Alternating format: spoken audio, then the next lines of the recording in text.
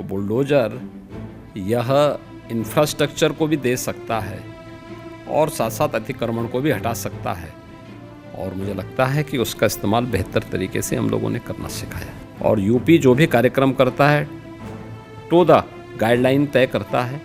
और यूपी ने जो प्रोसीडिंग अपनाई थी, माननीय उच्चतम न्यायालय ने इस बात को कहा था कि यूपी के इसी प्रकार की प्रक्रिया को अन्य राज्यों को भी अपनाना चाहिए। देखिए, उपलब्धि नहीं है, ये यहाँ की आवश्यकता थी और उस आवश्यकता के अनुरूप हम लोगों को जो आवश्यक लगा, आज भी हम लोग कहीं अतिक्रमण होता है तो उसको खाली कराने के लिए उसी का इस्तेमाल होता है। तो बुलडोज़र यह इंफ्रास्ट्रक्चर को भी दे सकता है और साथ साथ अतिक्रमण को भी हटा सकता है। और मुझे लगता है कि उसका इस्तेमाल बेहतर तरीके से हम लोगों ने करना सिखाया। लेकिन सुप्रीम कोर्ट को ये पसंद नहीं आया बुलडोज़र का। यूपी के मामले में माननीय उच्चतम न्यायालय ने उसको अप्रिशिएट किया। यूपी ने जो चीज़ें तय की थी और यूपी जो भी कार्यक्रम करता है टू द गाइडलाइन तय करता है। और यूपी ने जो प्रोसीडिंग अपनाई थी, माननीय उच्चतम न्यायालय ने इस बात को कहा था कि यूपी के इसी प्रकार की प्रक्रिया को अन्य राज्यों को भी अपनाना चाहिए। एक मामले में नोटिस दिया गया है सुप्रीम कोर्ट द्वारा, यूपी गवर्नमेंट को नोटिस पहुंचा था। नहीं, ऐसा कोई यूपी का मामला नहीं था। यूपी से जुड़े हुए मामले थे भी नहीं है। ठीक तो बोला है, ठीक बोला है। सड़क चलने के लिए होती है और जो लोग ये बोल रहे हैं ना, उनको हिंदुओं से अनुशासन सीखना चाहिए। 66 करोड़ लोग प्रयागराज में आए, देश की आधी जनता, और 66 करोड़ लोग, कहीं कोई लूटपाट नहीं, कहीं कोई आगजनी नहीं, कहीं कोई छेड़खानी नहीं, कहीं कोई तोड़फोड़ नहीं, कहीं पे कोई अपहरण नहीं। ये होती है अनुशासन, यह है धार्मिक अनुशासन। श्रद्धा भाव के साथ आए, महास्नान में भागीदार बने, फिर अपने गंतव्य की तरफ चले गए। पर्व और त्यौहार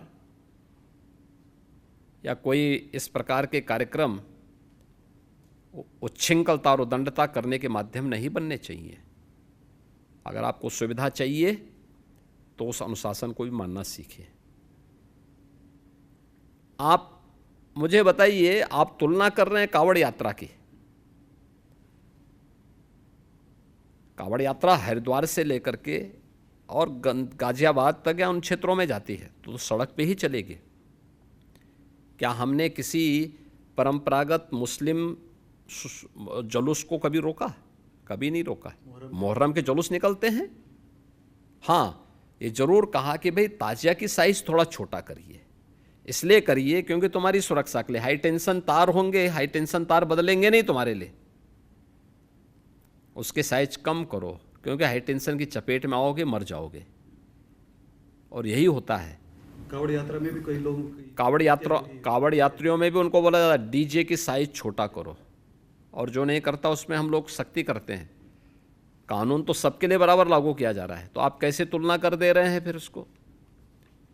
ईद में कौन सा प्रदर्शन करेंगे? आप घंटों सड़क जाम करेंगे नमाज पढ़ने के नाम पे, और नमाज पढ़ने की जगह आपके ईदगाह होगा, आपका मस्जिद होगा, सड़क नहीं हो सकती है।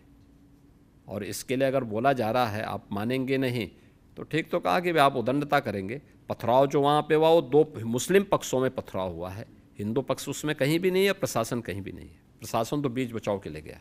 हर अच्छे कार्य का विरोध होता है, वैसे ही वक्फ संशोधन विधेयक पर भी ये हो हल्ला हो रहा है। लेकिन मैं कहता हूं जो हो हल्ला कर रहे हैं इनसे पूछना चाहता हूं कि इन्होंने कोई ऐसा काम वक्फ बोर्ड के माध्यम से किया हो जो वेलफेयर का हो। छोड़िए, सब समाज की बात छोड़िए, मुस्लिम समाज का ही कोई कल्याण किया हो उस प्रॉपर्टी का।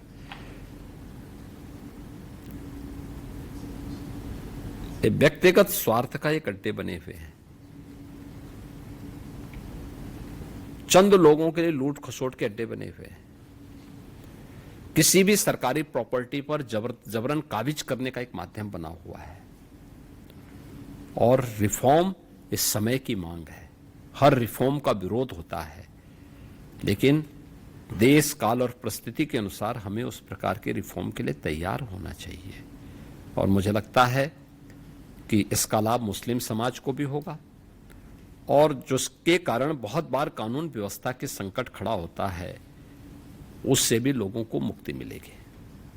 तो आपको ये लगता है कि मुस्लिम समाज किसी तरह से अपने ही उसमें जकड़ा हुआ है कि उसके अपने लोग समाज को आगे बढ़ने की अनुमति नहीं दे? हम ये कहते हैं ना, आप हिंदू मठ मंदिर को देखते होंगे, देख रहे हैं, अपने जो भी सीमित साधन है उससे वह हर प्रकार के वेलफेयर के काम को करता है। साधन सीमित हैं, गवर्नमेंट के सपोर्ट बहुत कम सपोर्ट, ना के बराबर सपोर्ट है, लेकिन वह स्कूल भी चलाता है, गौशाला भी चलाता है, संस्कृत पाठशाला भी चलाता है, यज्ञशाला भी चलाता है, अन्नपूर्णा यानी अन्न क्षेत्र भी चलाता है, मेडिकल कॉलेजेस भी चलाते हैं, वहाँ पे हॉस्पिटल भी चलाते हैं और भी अन्य तमाम अच्छे इंस्टीट्यूशंस संचालित करते हैं। गरीब बच्चों के लिए स्कॉलरशिप देते हैं, उन्हें हर प्रकार की सुविधाएं देते हैं। किसी वक्फ बोर्ड ने कभी ऐसा काम किया है क्या?